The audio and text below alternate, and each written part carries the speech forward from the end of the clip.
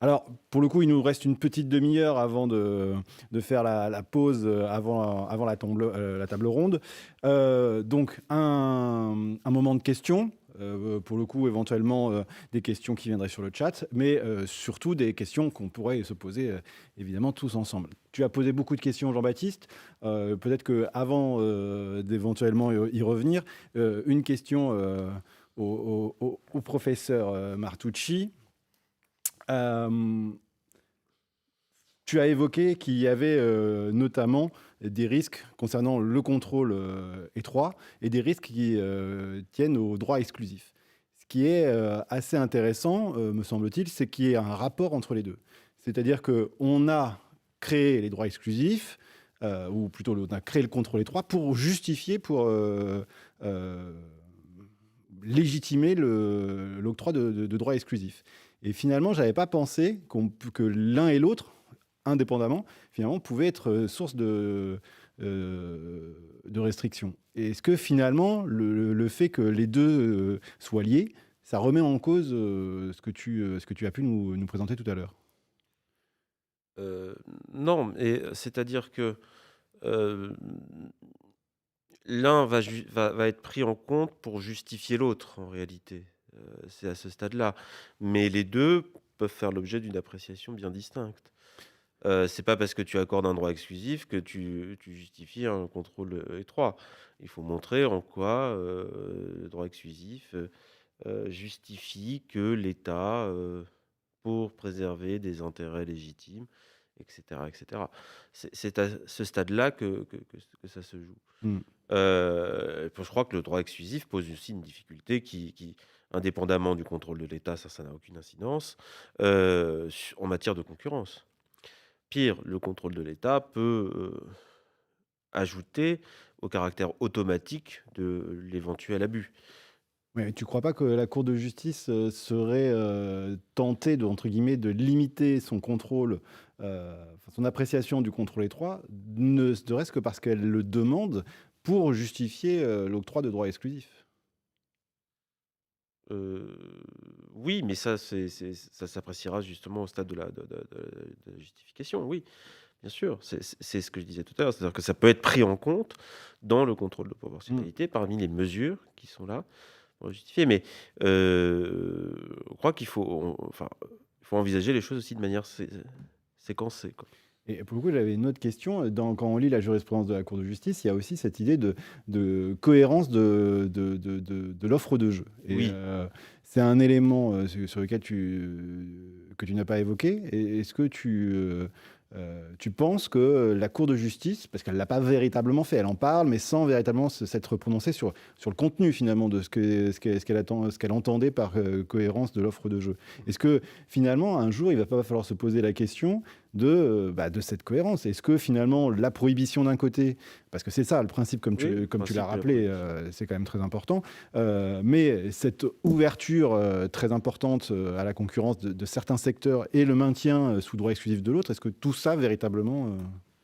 Alors la question de la cohérence a été mise en évidence parce que, à un moment, on disait, d'un côté, on veut protéger contre les risques d'addiction, donc c'est des motifs de santé publique, etc. Et puis de l'autre, il y a une offre de jeu qui est importante pour des raisons éminemment financières, c'est-à-dire que c'est des recettes pour l'État. Et donc le paradoxe, l'État était placé face à son paradoxe. D'un côté, vous limitez les opérateurs parce que vous voulez limiter l'offre de jeu, et de l'autre, vous proposez aux, cons- aux consommateurs de dépenser plus pour avoir davantage de recettes. Ça vient de là. Après, dans la jurisprudence de la Cour de justice, il y a pas il y a pas une cohérence dans la cohérence. C'est-à-dire que il arrive que, par exemple, dans certains arrêts, alors le nom m'échappe, mais je le retrouverai, on accepte que l'État puisse faire de la publicité ou que les opérateurs puissent faire de la publicité, même si il y a un nombre d'opérateurs limité dans un régime de droits spéciaux. Donc, tout dépend, tout est question de mesure, et surtout, la Cour de justice a tendance, dans ces cas-là, à renvoyer au juge national cette appréciation concrète. C'est-à-dire, c'est au niveau national, et c'est ce qu'avait fait d'ailleurs la Cour de cassation très bien dans les affaires des débuts des années 2010, c'est-à-dire voilà, on place l'État face à ces éventuelles incohérences. Mais la jurisprudence de la Cour de justice, ici, pour moi, n'est pas forcément très très claire parce que justement, c'est au cas par cas qu'il faut statuer et que la Cour est saisie en règle générale, de questions préjudicielles auxquelles elle répond de manière relativement abstraite dans la matière des jeux. Et pour le coup, et dans ton introduction aussi, tu as évoqué cette idée que la Cour laissait donc quand même les États assez libres, leur donnait quand même une grande marge d'appréciation. Et tu as parlé enfin, tu as utilisé un vocabulaire euh, qui m'a fait réagir. Voilà, tu as dit, oui, on laisse les États déterminer leur propre échelle de valeur, on laisse déterminer l'ordre social. Est-ce qu'il y a un autre secteur que les jeux, à ta connaissance, où on a cette même idée, c'est-à-dire la possibilité que les États non seulement aient une marge d'appréciation importante, mais en fonction de critères de valeur sociale, en fait? Mhm. Oui, bien sûr. Euh, c'est tout ce qui touche au vice en réalité. Il y a l'arrêt Jani de 2001 sur la question de la prostitution. Est-ce que ça doit être interdit ou non? C'est une échelle de valeur laissée à l'État. Et puis si on remonte plus loin, hein, ce sont les jurisprudences que les étudiants apprécient sur les poupées gonflables et autres au Royaume-Uni. On laisse sur la question de la moralité publique une échelle de valeurs appliquée. Donc quand on touche à ces questions, la Cour de justice euh, Devient très reconnaît aux moralisatrice, États... non? Pardon? La Cour de justice devient très moralisatrice d'une certaine Non, non, manière. justement, elle laisse chacun libre de son... Non, elle est libérale au sens politique du terme, c'est-à-dire qu'elle laisse à chaque État le soin de déterminer. La lecture anglo-saxonne de la responsabilité de l'individu, c'est l'individu qui choisit s'il veut ou non. La lecture plus méditerranéenne, plus religieuse, Santa Casa, c'est à l'État de protéger, à l'institution religieuse de protéger l'individu contre ses propres excès. C'est ça l'idée. Moi, j'ai quelques Ah, questions, tu peut-être les pour as annoncées compléter les tout à tiennes, l'heure. Sébastien. Je me doute. Je vais partir d'une question peut-être qui m'a intéressé, mais qui est peut-être plus globale.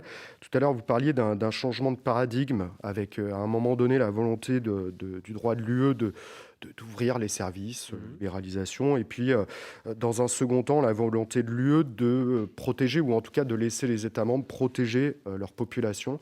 À quel moment, pour vous, se situe ce changement de paradigme? Est-ce qu'il apparaît avec la crise des dettes publiques qu'on connaît, qu'on a Mhm. bien connue? Est-ce que c'est à ce moment-là qu'il y a, ou est-ce que vous le situez à un autre moment?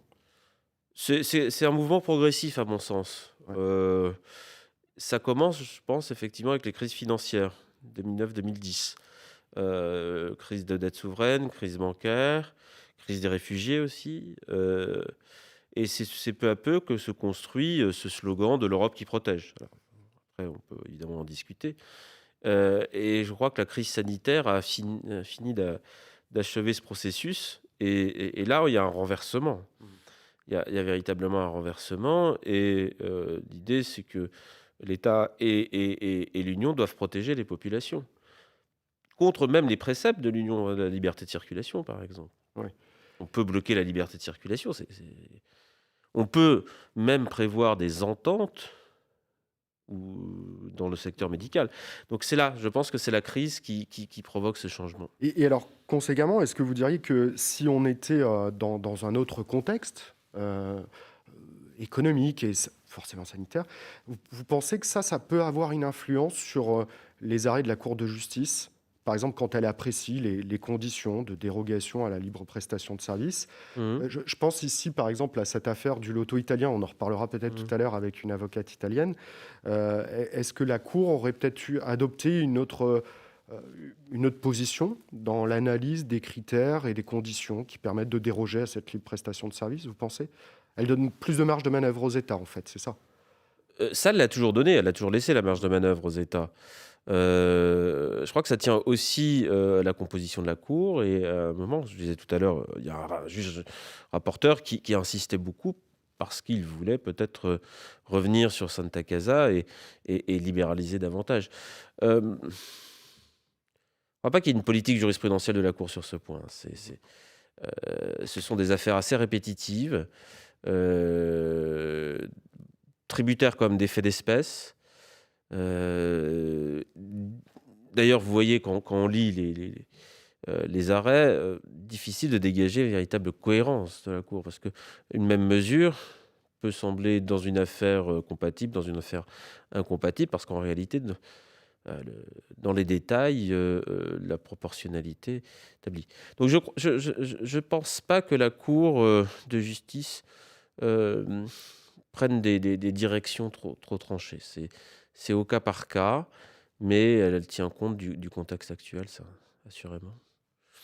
Et l'autre élément, je dirais, important de la crise Covid, c'est que la santé publique est redevenue ce bien de premier rang, disait la Cour dans les années 70. Et je crois que sur ce point, si les États insistent sur la santé publique, ça peut avoir une incidence et peut-être sensibiliser davantage les juges.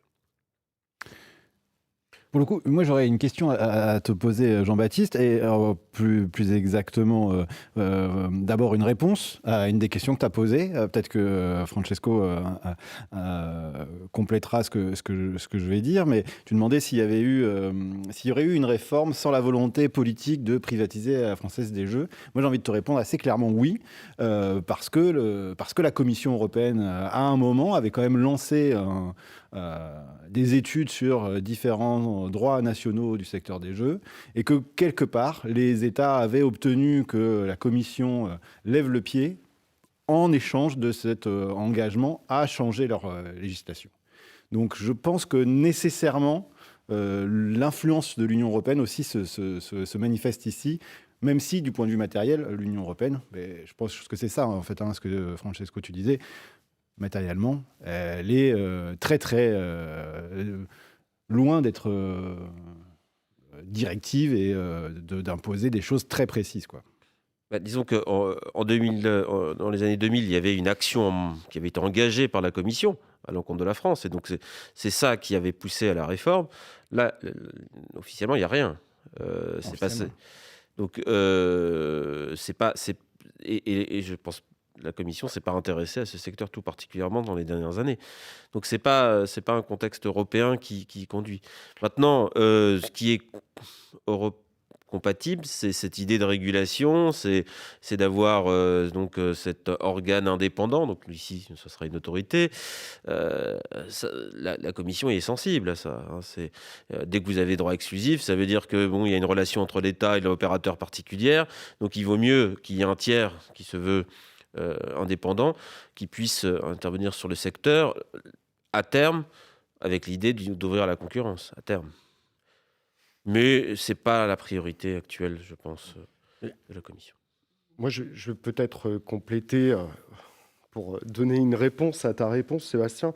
Il y a quand même aussi, vis-à-vis du droit de l'Union européenne, mais je n'ai pas la prétention d'être européaniste, donc je parle sous votre contrôle, messieurs, il y a quand même cette espèce de tendance dans notre droit national à surinterpréter ou sous-interpréter, ça dépend des contextes, ce que nous dit le droit de l'UE.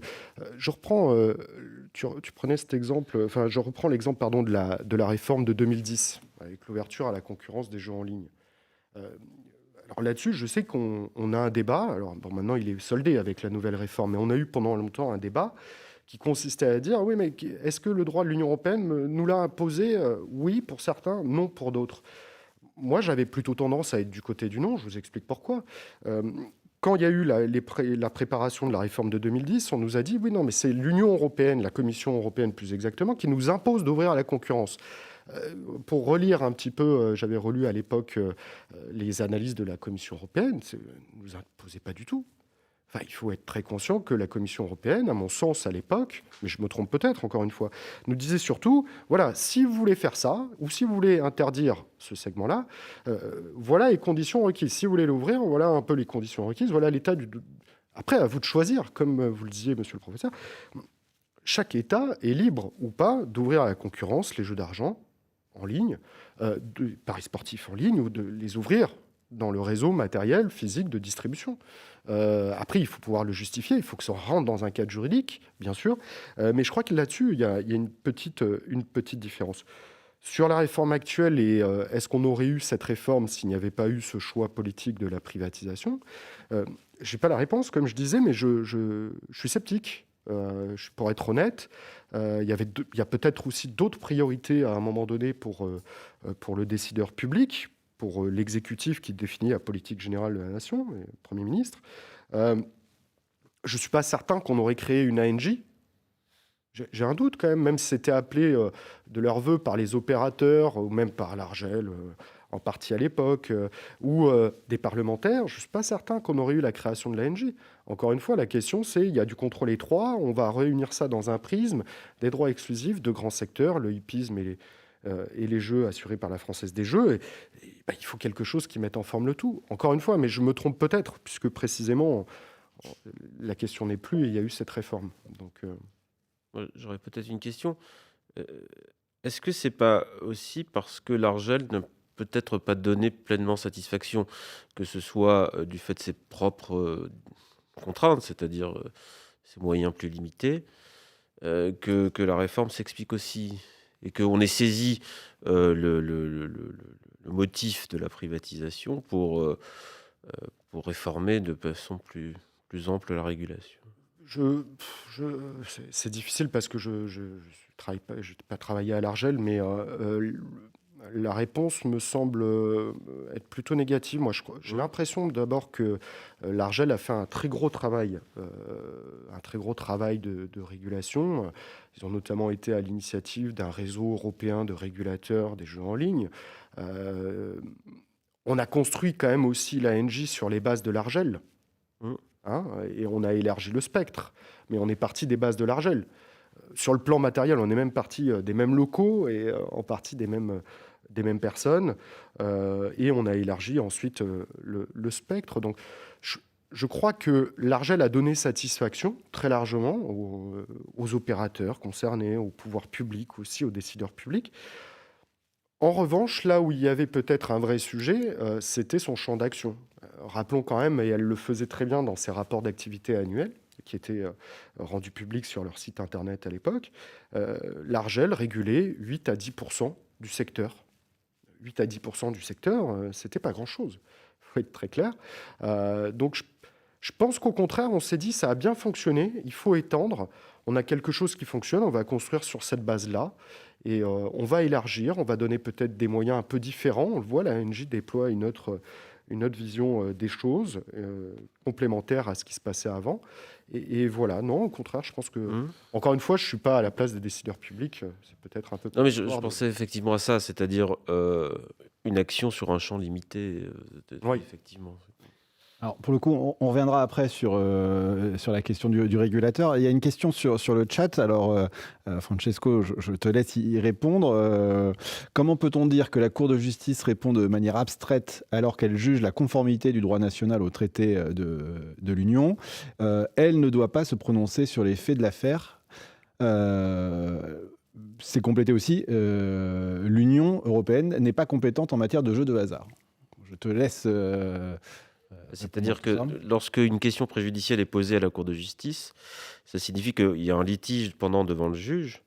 Et ce que fait le juge national, c'est qu'il a besoin de l'interprétation du droit de l'Union pour résoudre son litige.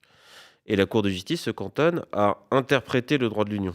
Alors, selon les arrêts, elle le fait de manière plus ou moins incisive. Et dans certains cas, elle interprète le droit de l'Union en disant... La disposition, par exemple, l'article 49 sur le droit d'établissement s'oppose à une législation telle que celle du fait d'espèce. Donc là, c'est très clair. Et dans d'autres, elle est beaucoup plus évasive, et notamment en matière de jeu, elle le pratique en disant il faut interpréter l'article comme disant cela, et l'appréciation est laissée au juge national. L'autre point, c'est que en droit de l'Union, peu importe qu'il n'y ait pas de compétence de l'Union en matière de jeu, la compétence, ici, c'est pour le droit de l'Union, c'est uniquement le fait d'adopter des actes juridiques. La question pourrait se poser si demain, justement, on veut harmoniser cette matière. Je pense qu'on est quand même dans des jeux de hasard, qui sont des activités de service. Sur la base du marché intérieur, on pourrait tout à fait envisager une harmonisation. Après quel degré, je ne sais pas. Et la Cour de justice, depuis maintenant plus d'une vingtaine d'années, trentaine d'années, n'a de cesse de dire que même dans un domaine où l'État est compétent, il doit respecter le droit de l'Union et les libertés de circulation. C'est par ce moyen-là qu'elle contrôle indirectement le droit national. Merci. J'espère que l'auteur de ces questions aura donc trouvé là des éclaircissements importants. Donc je voudrais revenir sur le rôle du régulateur national et notamment par rapport au questionnement que tu avais sur le risque d'incohérence à cause du maintien de droits sectoriels, etc. Alors, évidemment, moi non plus, je ne travaille pas à l'ANJ et je suis comme toi un observateur, mais je me demande dans quelle mesure, et la présidente hier, quand elle parlait de la façon dont elle concevait le rôle de l'ANJ, elle a beaucoup parlé de droit souple. Et est-ce que finalement, un des enjeux, ça va être plutôt de concilier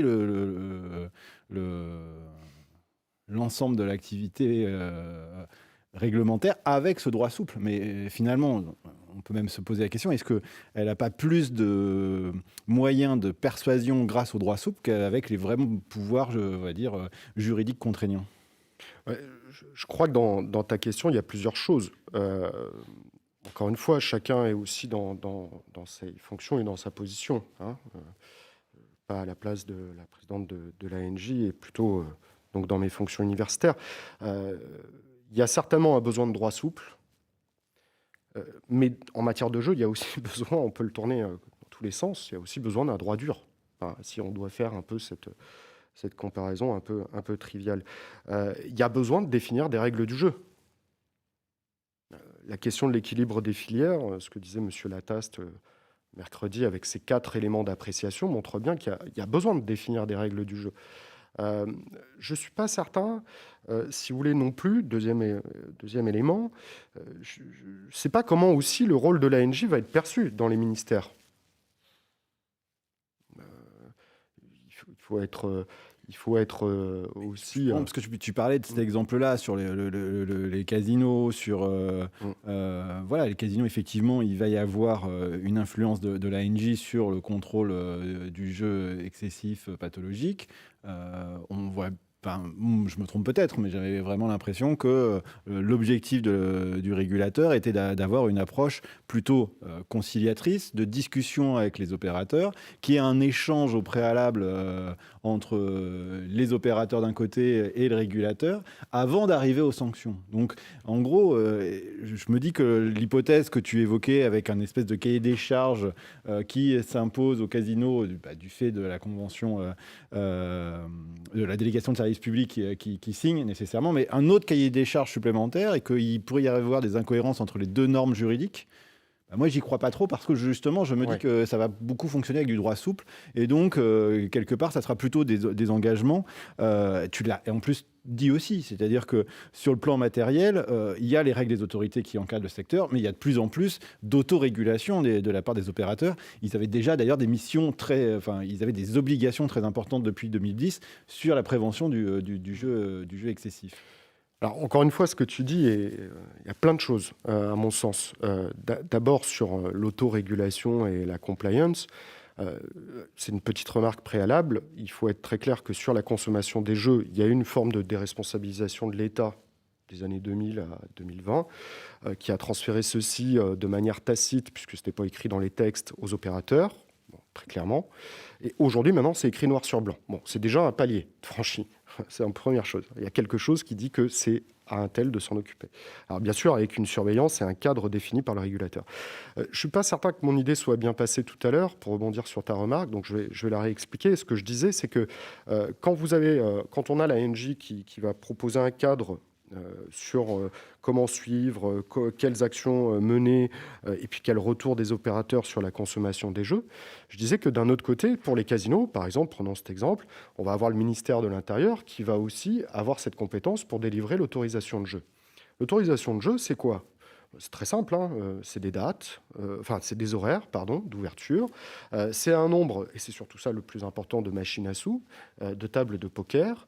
Et cet acte-là de police administrative spéciale conditionne l'ouverture du casino. Et même, ça c'est intéressant pour les juristes que nous sommes en droit administratif, cet acte administratif unilatéral conditionne l'exécution d'un contrat administratif. de délégation de service public dans lesquels l'État n'est pas partie. Hein. C'est-à-dire, il y a la société, la collectivité ou le PCI. Donc là, il y a quelque chose déjà de très intéressant. Mais si jamais on fixe un cadre sur la consommation des jeux et que dans l'autorisation de jeu, il n'y a pas eu de coopération en amont avec l'ANJ pour dire, voilà, quelle pourrait être l'incidence d'une multiplication par 2 de table de poker ou de machine à sous, j'en sais rien, peu importe. S'il n'y a pas cette coopération, je ne vise pas spécialement les casinos, hein, mais s'il n'y a pas cette coopération entre l'ANJ et les ministères qui sont concernés ici, qui vont garder une compétence sectorielle, il peut y avoir des risques de contradiction, me semble-t-il. Je crois que c'est déjà un premier élément de travail. Et je ne suis pas certain, juste pour terminer, je ne suis pas certain que dans certains ministères, il y ait une volonté clairement affichée d'établir des relations d'échange et de partenariat. Voilà. Je crois qu'il y a cette volonté de regarder, même la réforme à laquelle on aboutit, il y a cette volonté de garder des compétences sectorielles à un moment donné. C'est aussi ce qui explique l'état des lieux actuel.